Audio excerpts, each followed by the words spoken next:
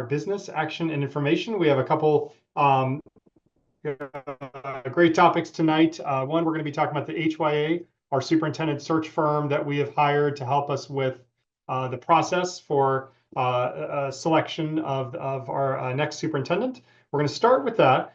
Just to remind the public where we are in this process, HYA, Dr. Adams, Dr. Johnson, Ms. Adams, they've been working with the community. I think they've done well over 25 community engagement events, and they've collected a significant amount of data through surveys, through in-person, through virtual, different languages. So they're going to be presenting that work tonight for us.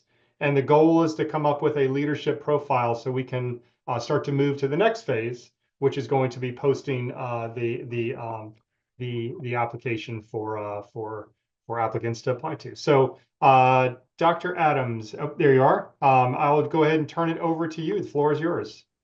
Well, thank you. We're excited tonight to present to you the Leadership Profile Report, the results of the survey, and what is most important, the desired characteristics so that we can move out of the engagement phase into the true recruitment phase. I do want to say, though, even though we haven't formally advertised the position, it is posted and there is significant interest. And we think that's a great sign at this point in terms of where we are in the search process. Our focus tonight, Dr. Johnson's going to give an overview of the executive summary for the leadership report profile, which consists of your stakeholder input of perceptions and of both strengths and challenges, as well as the characteristics that you're looking for in the next superintendent. She'll also go into the survey results and focus in on some of the disaggregation with that. And then I'll jump in with just a little bit of a summary and then the desired characteristics. And it's really that piece that we need your input on so that we can move forward. So with that, Dr. Johnson, if you're ready, go ahead. Yes, I am. Thank you, Dr. Adams. Good evening again, everyone. I'm going to share my screen. Can you all see my screen? Yes, we can. Okay, so I'll jump into the leadership profile as mentioned by Dr. Adams. We did meet with 153 participants in the stakeholder engagement sessions, and I'll talk about the survey later, but we did have a great number, 826 completed the survey, and you should be very proud, 476 of those were the students. So I want to go into the strengths of the district. So I'm going to, while there are many strengths of Falls Church, I just want to lift some of those to the surface, some of those that were resounding, coming back time and time again in these stakeholder engagement sessions. And one of those points of pride was, of course, the IB program that spans pre-K through 12th grade, is one of eight in the nation, and that is definitely a feather in Falls Church cap. But also it's important to know another strength were the services provided to exceptional children. All of the resources, there were mention of an array of supports and resources for that particular population. So again, in the first paragraph, you can see those points of pride, the IB program, pre-K through 12, as well as the resources for exceptional children.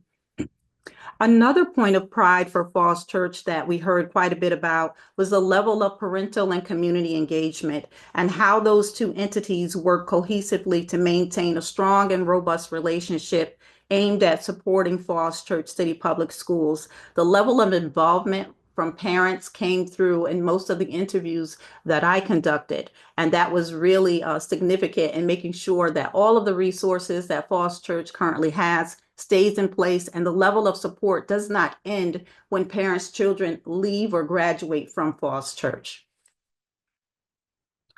Another mention was a level of personalization. I know we all know that in that 2.2 miles, it was mentioned how quaint and intimate it is. In the elementary grades, those students sometimes will matriculate all the way through together. And so not only do the students have that level of familiarity, but also the parents, the community members. So really engaged and really sets Falls Church apart. It is actually that atmosphere that many parents seek to come to Falls Church and enroll their students in the school district because of the small size, because of the IB program, due to the resources that are there for the exceptional children and because of the strong community partnerships and the high level of parental engagement and that outstanding and spectacular new high school, of course. So all of those things were listed as strengths that we heard over and over again in the engagement sessions. If there are no questions about that, I'll move forward to some of the challenges that surfaced during our conversation.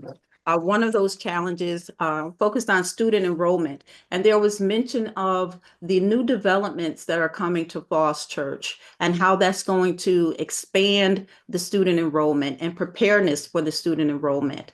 And to that point, Oak Street Elementary School, it was mentioned the need for renovation. So right now we have small or comfortable class sizes. However, with that influx of this new population and uptick on student enrollment, how is this going to impact class size? How will the district prepare and be ready for this new population of students? And to that point, while classes are quaint and intimate, if the classes grow, we're going to need additional teachers. So that was mentioned as one of the challenges, teacher retention. It was noticed that it's not a challenge to recruit, but really a challenge to keep the teachers in the district. And some of the factors mentioned to support that was about salary and how teachers can go to neighboring districts and make more money. Another piece was their ability to secure housing. It's difficult to find housing in Falls Church, so they can teach there, but the ability to reside in the community presented a challenge. And also, some of the teachers felt overwhelmed because of the size of the district, right? We said the size of the district is definitely a strength. However, on the flip side, the challenge came in because even though it's a small district, they're still expected to do all of the work that is required to move the school district forward. And lastly, one of the challenges, while Falls Church is very inclusive, undertones of racial microaggressions were noted during the engagement session. And so this is something that needs to be addressed. Otherwise, as time goes on, it only can fester and become exacerbated as children matriculate throughout the school district. So that disparity of demographics that are moving into Falls Church, along with some of the microaggressions and the need to retain those teachers, are some of the factors that will need to be addressed and were noted as challenges. So that's a summary of some of the strengths as well as the challenges in the district. I'll pause to see if there are any questions. If not, I'll go on to the stakeholder survey. Thank you, Dr. Johnson. Feel free to speak up since we've got a tiled view. Feel free to speak up if you have any questions from the school board or comments for Dr. Noonan as well. Questions? Okay. Thank you, Dr. Johnson. We'll keep going. Okay, I'm going to just slide over the survey. Is that large enough? Can you guys see that okay? Is that better? Yeah, that's good. Okay. So we have 4 overarching themes. And as I mentioned, your largest group that participated in the survey were the students. And the second largest group were the parents with 27% response rate from the parents. And so as a result, there are 4 large themes that we have. I want to call them themes so we can group them together during this conversation. We have our vision and values of teaching and learning, community engagement, and management.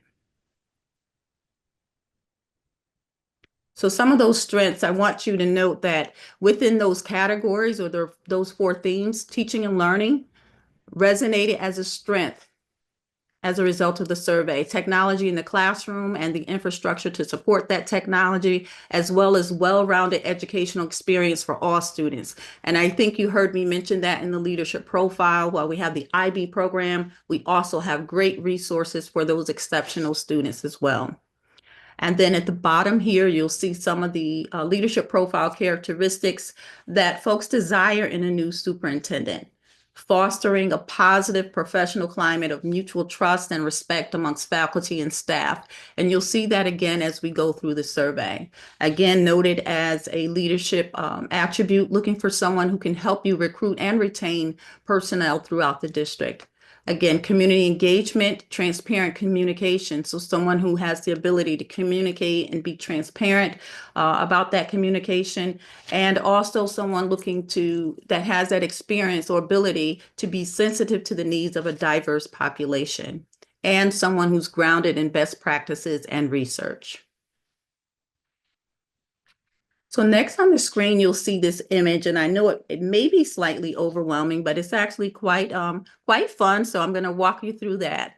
If you look at teaching and learning, and I mentioned earlier of how this was noted. So this is the state of the district. Where are we now? How are we doing? And this graphic is based on a scale 1 strongly disagree up to 5 strongly agree. In this particular graphic, we have the results of agree and strongly agree. When the respondents responded to this or participated in the survey, you'll see teaching and learning. And I want you to note the blue dots here reflect the administrators. In this teaching and learning line here, almost every one of these groups rated this high, aside from the business community or business members, but they all rated this area high, doing really well in teaching and learning. So this category is, keep in mind, this graphic represents agree or strongly agree. So doing really well here. One of the lower scoring categories, none of these are horrible, by the way, these are great results, but one of the lower scoring categories was the community engagement.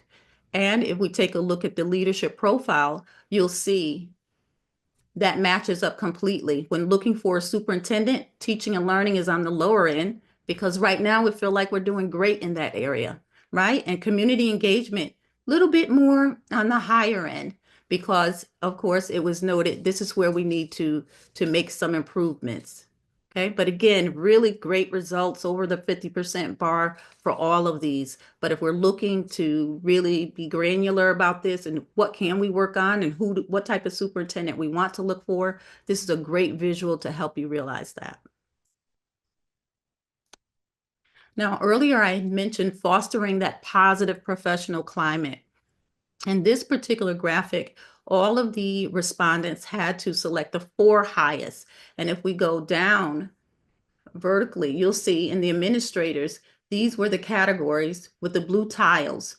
These were their top 4. But if we look across the row, we'll see that every single one of these responders, this was their number 1 choice. This was a clean slate, clean sweep, as we should say, across the board. Students, administrators, certified staff, even community members all ranked this as their number 1 choice, fostering a positive professional climate. And this was ranked at 46% out of 826 respondents. So I'm going to just go over to the students a bit, just so I want to be sure that you understand the graphic. So students had the ability to select 4. Their top 4 was, of course, that great professional, trusting environment, and then understanding a diverse student population, and demonstrating those educational researches and best practices, providing a clear, compelling vision for the future. When I visited Falls Church, I had a couple of middle schoolers in my group, so they're looking forward to what's on the horizon. So this ranked, these were the rankings, the top 4 from your students, and likewise from your parents and from your community and business leaders.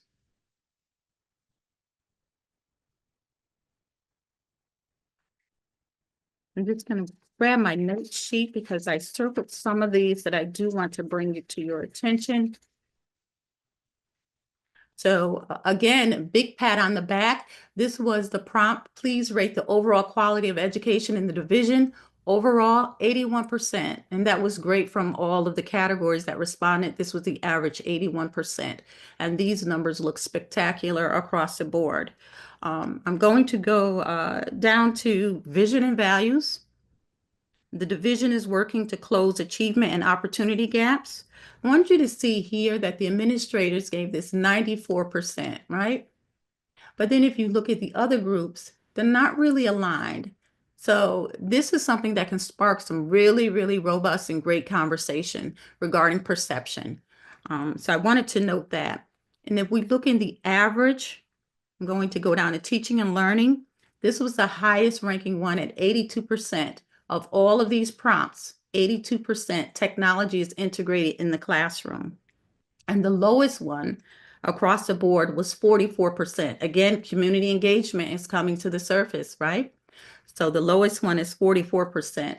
And if you look at the numbers here, administrators, perhaps they're getting the communication at 83%, but the other groups ranked this extremely low. So again, some data points that are worthy of conversation as you move forward.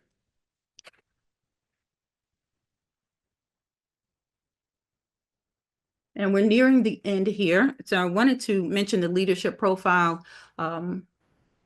item analysis. Again, you keep seeing this foster a positive professional climate of mutual trust. This was the highest one of attributes for a new superintendent. So that's at 46%. And then we have recruit and retention of effective personnel at 41. And third in this particular data graph is providing transparent communication.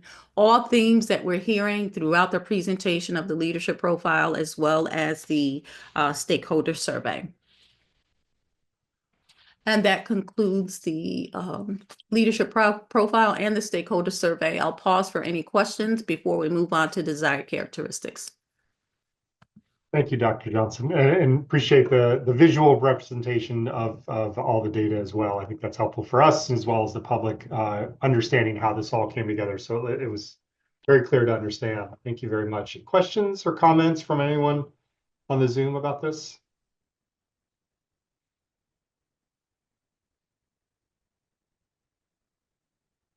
I just wanted to say thank you for the robust data and analysis. It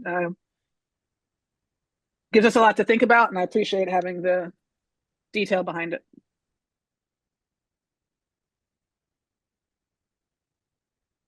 Any other comments or questions for Dr. Johnson? Okay. And then I'm sure you will, Dr. Adams, but if you could talk about how this will be used in the leadership profile for me, that'd be great. This information as part of the engagement phase is so important, not only for the desired characteristics, but we'll be using the specific comments that we received as we go through this to help develop questions for the candidates once they're selected by you, the board, for interviewing. So this information will be used beyond setting and designing the desired characteristics, which we'll discuss in just a minute. And then we'll also use this information along with specific comments from each of the stakeholder groups when we have a transition meeting once you've made a decision as to who the successor superintendent is. So the goals for the next year or two can be set between the board and the successor superintendent. So the engagement information is critically important to the success of getting the right fit, because there's some great leaders out there, but they have to be the right fit for Falls Church City Schools and the students and community that serve through the schools. So that's how we're going to be using this information as we move forward. And we do want, and we know that this is public information, so that we would expect that very shortly, perhaps as early as tomorrow, we'll have the executive summary up on the website, along with the survey that Dr. Johnson described in its entirety, as well as ultimately when you finish discussing the desired characteristics as we begin those in the next few minutes. Any questions on the process? Ann? Thank you. That is super helpful. That answered a lot of my questions, actually. But I did want to understand, and maybe I'm sort of getting ahead of ourselves here, but the desired characteristics, is that document, which I had looked at earlier, is that going to be what the job description, how it appears to candidates, or is this a working document? Or is there going to be more than what appears there? Ultimately, this will be the baseline that we use for advertising and comparing. One of the things is, as we develop a matrix and a portfolio for each of the applicants, we look at the applicants that most closely resemble the desired characteristics. And that's how we begin to narrow the field. So this will be our guideline moving forward. Obviously, we have, from our notes, the specific information that was gathered along with the data analysis that we did for the district that'll be utilized. But this is important because it contains information from stakeholders across the board, beginning with what we believe are the most important, our students, and certainly our parents, our staff, and so that will all go into us using this as the baseline. Does that address your question? Thank you. Dr. Johnson, could you put up the desired characteristics, please, so that everyone watching can also see them? As you look at the desired characteristics, obviously there was input, as we've noted, from students, teachers, parents, staff across the board, community members, the town leadership or the city leadership. And from those, it was clear that we believe you're looking for a strong visionary partner. You're looking for a collaborative leader who has experience, successful experience, who's engaging and who's transparent. And then we looked at three specific buckets when, what are you looking for in an experienced leader? Well, there's 11 items identified. We're gonna go over all of them. There's 6 that jump out.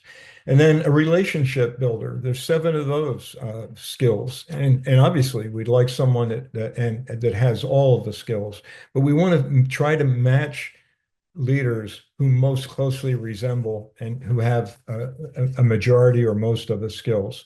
And then as you look at engagement in terms of innovative, transparent, in terms of communication skills. And there are 6 of those, and we'll target each of those as well as 2. So as we go over them, I'm going to highlight some and then paraphrase a few of the others. So an experienced leader. So we're talking about a visionary partner and collaborative leader who's experienced, engaging, and transparent, and who has experience is focused first on student and staff well-being and places students at the center of every decision. These are not necessarily placed in order of priority in terms of how they came in, but in terms of overall number one, this would be the overall number one. A leader who's focused on student and staff well-being places students at the center of every decision. Certainly a person that has a leadership record of both authenticity and compassion in terms of how they lead. Someone who can demonstrate the ability to connect at all levels in what is not only currently a diverse community, a very complex community, but one that has some changing demographics and one that is continuing to grow within a very small geographic area, which changes the characteristic of the small town, small city into an even more metro area and just the very unique characteristics you have. So that kind of experience and understanding we think is going to be important moving forward. Certainly someone who is confident, decisive in the decision-making process, but resilient because sometimes things always don't go the way one plans. And what we did here is the importance of using data and research. So certainly someone who uses data to drive thoughtful decisions, the district or division goals, and the various initiatives. Someone who demonstrates the ability to navigate the challenges of those changing demographics, and thus the changes and the differences in student experiences and student needs as a result of that. Someone who can facilitate and motivate and engage stakeholders, because it is a very engaged community, and we recognize that. And the ability to work with that engaged community and bring them into the decision-making process we saw is very important to the work that we do in terms of recruitment. Certainly the understanding of fiscal responsibility and fiscal acumen and the allocation of resources and how important that is and how important that will be moving forward. Someone that will support high-performing teachers and the learning environment that encourages student engagement. And we thought it was important to make sure that the students are being prepared to function in real world circumstances. Someone that does build on the successes of the district and leverages those successes in both the planning and programming and manages those resources in an effective way. And then someone who exhibits integrity, high level of emotional intelligence, and someone who holds others accountable and is accountable themselves. That's the bucket of the 11 characteristics that we saw come up most frequently in terms of an experienced leader from all stakeholder groups across the board. When we look at the next bucket, relationship builder, the four that stood out is a trust builder, trust gainer, a unifier, visible, present, and collaborative. Critically important. Also, because of the involvement of the community, parents in particular, seeks input prior to making decisions, communicates the rationale behind each decision, and then stands firm once a decision is made collectively and obviously in the partnership with the school board. And then maintains organizational accountability when making operational decisions and understands the value of stakeholder and community discourse as issues are discussed and as issues come forward. And then establishes an open and safe environment that fosters inclusion, diversity, and including the diversity of thought, which came up multiple times, and certainly a sense of belonging. One of the things we heard, so that every student felt that when they came to school, they were coming to school to play on a home field, their home field, as being very important. And then as we look at some of the other ones under this bucket, certainly the ability to partner and work very closely, not only with the governing body, the school board, but the city leaders as well, and the importance of that relationship. The last area of the 27 or so items, when you look at engagement, innovation, and transparency in terms of communication, the two that definitely stood out, and I'll go back and pick up the others, but seeks and sustains professional and collaborative relationships with board members based upon commonly agreed to goals as being very important to a continuing relationship for the district to continue to be successful as you have been, not only in the past, but to continue moving forward. And then understands the advantages of building collaborative relationships between the school division, the city, and all community stakeholders, especially recognizing that a majority of the community stakeholders do not have children in the schools. And then as we look at certainly the communication and how important that is in multiple forms, to communicate regularly, clearly, concisely, in ways that engages and values both your internal and external stakeholder input, as well as sometimes that stakeholder input that is underrepresented in terms of information and the opportunity to be part of the not only information but decision-making process that's utilized. Someone that creates a sense of community around a shared vision of excellence, and then someone who invests in the community by being visible, present, approachable, actively engaged in the division and in community events. As we then boil this down to the successful candidate will have, well, we believe someone that has demonstrated exemplary successful educational leadership and experience in a community or a school division with similar demographics, expectations, and needs, and then certainly who's had experience, someone in dealing with changing demographics and growth that then result and have an impact on learning and certainly teaching and the success of our students. And then obviously someone who's either eligible for or immediately eligible for the Virginia certificate that is needed from the DOE to hold the position. So they were the buckets that we came up with based on our review of the information that Dr. Johnson provided a synopsis of, along with all of the specifics that we heard from each of the stakeholder groups. So at this point, we'd really like to know what you, the school board, how you feel about that. Are there any areas that you believe need to be strengthened, changed, modified before we use this to move forward with the next phase recruitment? And this will also be then used as we get into the selection phase to select those candidates that most closely resemble the desired characteristics. Thank you, Dr. Adams. And I appreciate going through this from a process question. Do applicants interpret the order of these bullets as what showed up the most in terms of, or is this just a collection of bullets of let's say for the communicates regularly versus understands the advantages of building collaborative?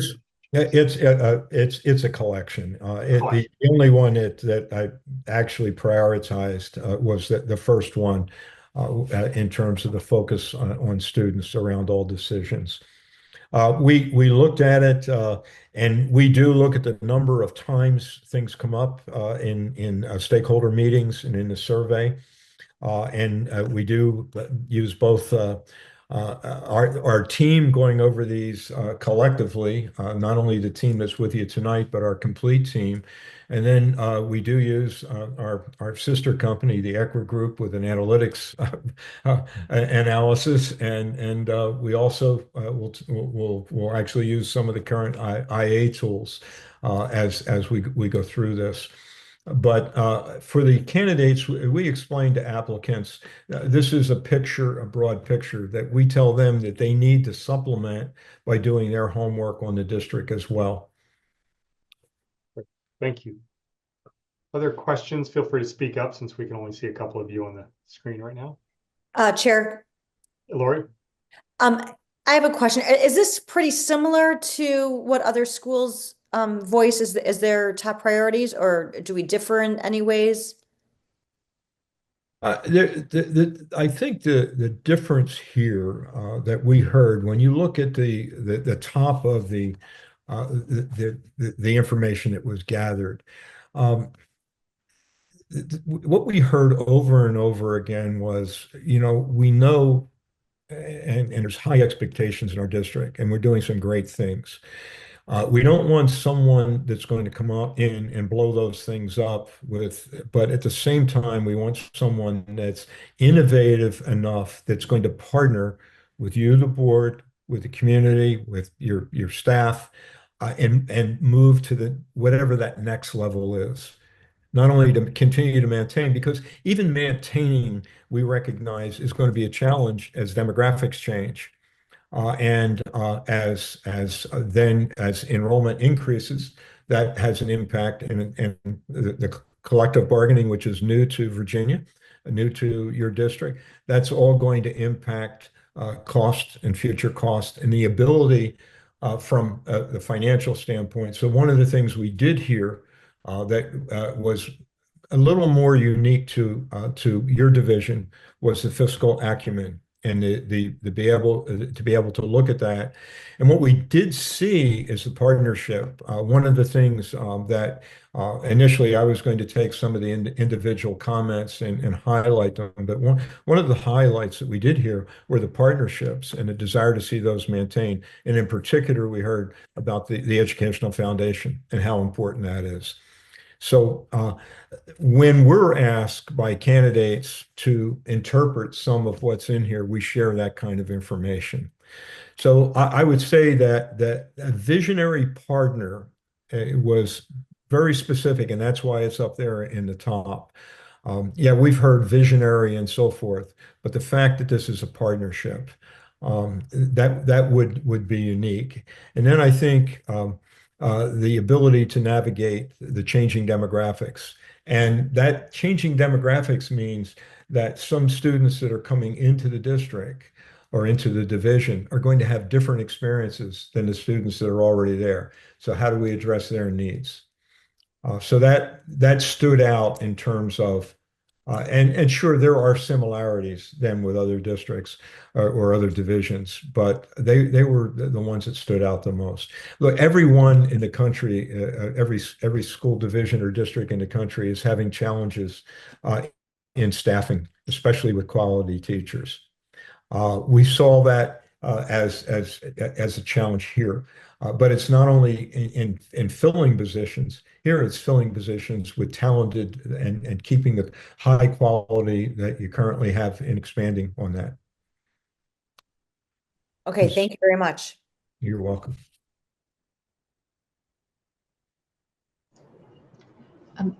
Thank you again, Dr. Adams. I realize that a lot of these are sort of supposed to be written in a general way, but I'm wondering, in the description of like an experienced leader or somebody who has experience in similar environments, we don't spell out specifically anywhere in this document the IB experience. Is that something that's done elsewhere in the description of the district, or is that something we need to consider adding somewhere? Board Member Sherwood, you're absolutely right. I went over this again today in preparation for tonight, and also then went over some of the specifics.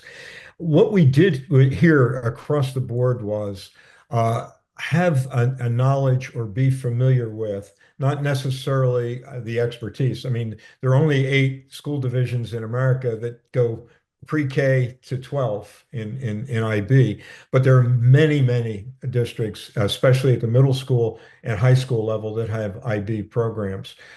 So we could probably we could strengthen, I think, by at least including familiarity or knowledge base with the NIB program, if that would make sense. And did you see anywhere specifically that you would strengthen that? Yeah, thank you for that suggestion. I guess I'm just thinking under the experienced leader. I didn't have a specific place there, and you know, I'll if my colleagues disagree with me, I'm certainly open to that discussion. But it seemed to me that is an important part of our district and might well be reflected somewhere in one of these bullets.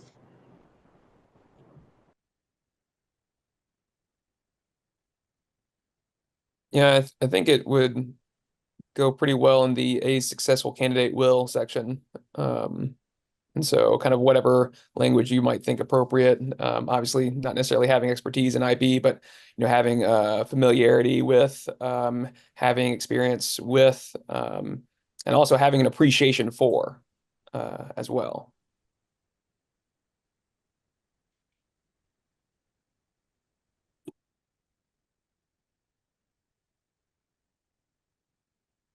Would you suggest adding that under an experienced leader or incorporating it?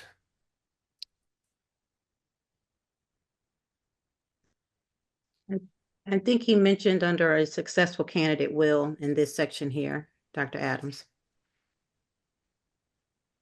Oh, okay. I'm sorry. And it could be a separate bullet, but I think it could even be incorporated into that first bullet with similar demographics, expectations, and needs, and knowledge base in IB instruction and programming. So it could be separate or included in that first bullet. Yeah, and I would make it stronger. I don't think it's for example, IB is a core characteristic of our school district. I think it's extremely important that this person be more than passingly familiar and come in prepared to fully support the IB curriculum and approach.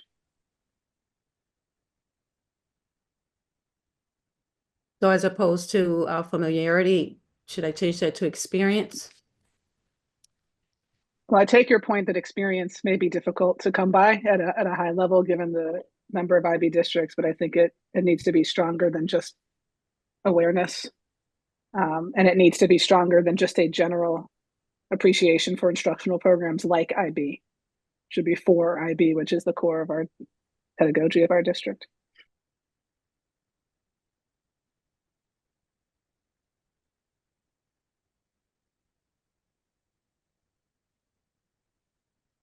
Can I go ahead?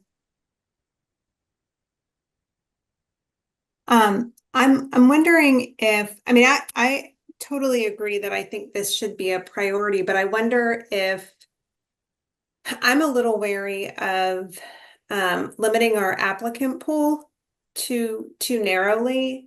I'm wondering if that's something that we can consider during the interview process, as opposed to putting experience baked into the criteria for applying.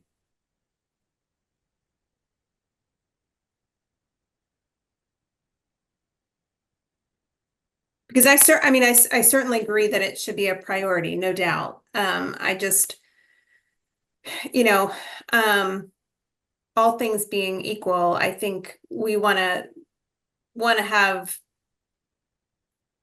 you know, a nice range of applicants to consider. And I don't have a sense of just how much that would limit our applicant pool if we have that if we have experience listed as a criteria. Dr. Noonan, do you mind just giving your thoughts on this? If your colleagues applying for this and how this would be approached from an applicant perspective? Yeah, I take Ms. Murphy's point, and also Ms. Henderson's point. I'm just wondering if a way around it would be have a deep understanding and appreciation for the International Baccalaureate program.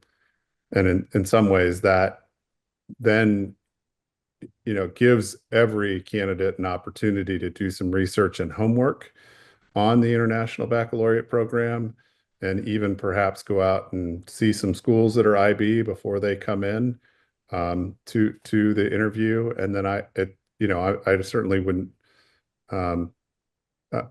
presume to suggest to you what questions you would ask in the interview, but if you have something in the asks for applicants to have a deep understanding and appreciation for the International Baccalaureate program, certainly would stand to reason that you would ask them a question about that, about how what they know. I don't know what the right question would be, but something about, tell us about your appreciation and understanding of the International Baccalaureate program. Chair, I agree with that approach. IB and understanding it is something that can be learned, and I would like to give every applicant that opportunity to learn it. I'd rather, to me, what's more important on the applicant are the unlearned things, the things that that person cannot learn, and that's their other attributes that they would be bringing to the job. But this one is something that can be learned. Yeah, I that characterized my point precisely, Lori. And I really like Dr. Noonan's approach. The nice thing about our IB program is it really is baked in, and we have staff, we have front office staff who are all who all favor it and who will keep that alive, is if we end up choosing a candidate who is very enthusiastic, but may not have the same level of experience as someone like Dr. Noonan. I like Dr. Noonan's language that he suggested, which is have a deep understanding of and appreciation for the International Baccalaureate program as a statement. I hear the concerns my colleagues raise. I also think a candidate who doesn't come in with an orientation to really understanding and supporting the IB curriculum and program that we have will not be a candidate we would choose and will not be successful. So I don't see a problem with having candidates who don't do that, not in our candidate pool. I don't see a way that someone who's worth their salt would not come in with a deep understanding and appreciation for the International Baccalaureate if that's in the successful candidate will. And Dr. Adams and Dr. Johnson can probably speak to this, but I would expect any candidate to have done their really a significant amount of homework on our school division, and even gone out to see other school divisions that are IB if they didn't have that experience, and be able to speak to it and weave it through their answers as they're speaking to you about anything, whether it's discipline and attendance and budget and finance and collective bargaining and hiring and assessment and you name it. They should be able to weave the IB in, considering the way that it's written as is here, because it is such a significant piece of successful candidate will. Just my 2 cents. Thanks for asking me to weigh in, Dr. Gould. Absolutely. Thank you, Dr. Noonan. You've actually, I think, come up with a language that doesn't delimit the pool of applicants, but it certainly emphasizes by saying deep understanding and appreciation. And you're absolutely right. Anybody that is worth their salt is going to do the research on the district, and they're going to weave this in to their responses to questions. But by taking out the word experience, it could be misinterpreted as experience pre-K to 12. And there just aren't that many opportunities in America for pre-K to 12, but there are a lot of opportunities to be familiar with, or someone that's worked with a program at the high school, middle school, or even just at the elementary level. Does the wording as it now appears, does that meet with a majority of the school board members? Makes sense here. I have a question on a different topic, if I can jump in. Dr. Adams, you used the term changing demographics a number of times. I think I've seen it in here, and I actually don't know what you mean by that. So I was hoping you could give some clarity on how y'all are using the term changing demographics. Well, as we see, and from what we heard from stakeholders, with the amount of construction that's going on and what's occurred over the last 8 years in terms of that construction, even when you look at students that come from the number of students that come from single-family homes versus the number of students that now come from renting units that are much different in terms of environment coming in. And what we have seen in the information that was gathered, it's changing the needs and experience of students coming in, that students are coming into the district with different kinds of experiences than those students who have started and their sibling have started and finished their education from K-12 in the city schools. So that's what we're seeing, people that are coming in with different backgrounds, different kinds of experiences across the board. And some of that due to the changing housing environment. One figure we've heard is that almost 75% of your students now may be coming from rental properties versus single-family home properties, simply because of the density that is increasing. So that was the context that we heard a lot of the comments in. So changing housing, yes, I'm not, and maybe lived experience. And actually, I'm curious, Dr. Noonan, because I know you've been very much in the weeds on the data of where students are coming from. I'm not sure I necessarily equate, maybe it's because I think of the term demographics in a very specific context. So I think I'm struggling with that term still, even with the changing housing, it's still very high-end housing. Largely, it's expensive. Sorry. Yeah. I think we could pull some data on that pretty quickly. If you looked at, just as an example, when I think about demographics, I think about students that are on free or reduced lunch. I think about students that are accessing special education programs, ESOL students, students of color, and the like, and how those have changed over time when I think about demographic data. And I'm not sure what the data would show. But I think we could pretty quickly pull that data to determine whether or not we are a more diverse community from a demographic standpoint, ethnically more diverse than we were before. I don't know that we're necessarily economically any more diverse than we were, because as you indicated, Ms. Henderson, the starting prices on some of these new development, 1 and 2 bedroom condominiums are $850,000, $900,000. So I don't know that that indicates that we're fundamentally changing economically, but we could pull the demographic data over the last 10-year, 5 to 10 year period just to kind of see the changes.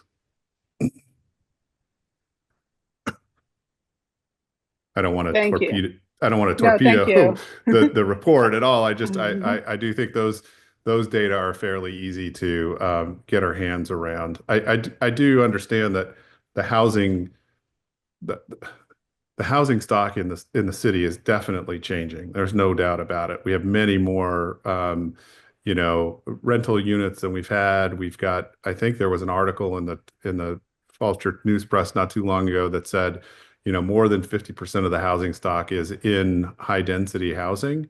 But I don't know that sort of to your point has changed the demographics that much as it's just changed where kids are coming from. So, thank you. So I bring that up because it was the economic. I agree with Dr. Noonan. I'm not certain that there's an economic. I think the economic demographics are similar, but we are facing a period of growth, even if the economic demographics of the community stay similar. And Dr. Adams, you brought up something I think important in the specifics. When I asked that question, you said, well, part of it is you're not having families with kids that go all the way through. And we have a percentage of our population that doesn't do that anyway, because we have a high military and State Department and Foreign Service, families that come in and out. But at that distinction is important if you have families that are more families who are rotating in and out, or maybe it will not be here permanently. So that's, I guess, my question for y'all. I don't think it's something we can resolve kind of in this meeting, but for y'all would be just, I would appreciate having the changing demographics, not just sort of a lump term, because like Dr. Noonan, as someone who's worked in education, I think of that as free and reduced lunch and other things that sort of signals that. I just want to make sure we're clear what that means in the context of our environment. Thank you for the clarification in terms of context. At least from a perception standpoint, the term came up multiple times from stakeholders. And even the clarification in this discussion is helpful. And I'd like to just kind of chime in with how many students are coming from apartments. It's about 62% of students coming from single family homes.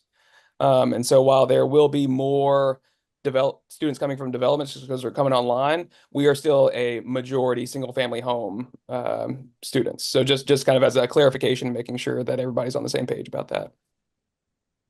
Thank you.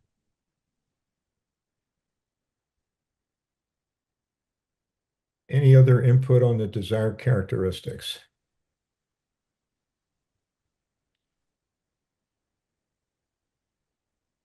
If you're comfortable with them, with the modification we've made, we would ask Chairperson Gold to get a consensus, and we'll get to work. Okay. Actually, can I ask one other question? Sorry. This is very dense. There's a lot of characteristics in here. It's a lot of things. And so I guess I'm curious how the volume of things compares to other searches that you've done. Like, do we just have like a particularly large number that maybe it would make sense to condense, or is this pretty par for the course and what candidates are going to be expecting to see? It's fairly par for the course. There may be a couple more lines in this than the average, but not by much. It's pretty much par for the course because it's a baseline that we use. We don't want to leave out anything, and I think we picked up on a couple of very important things we needed to be aware of through this discussion.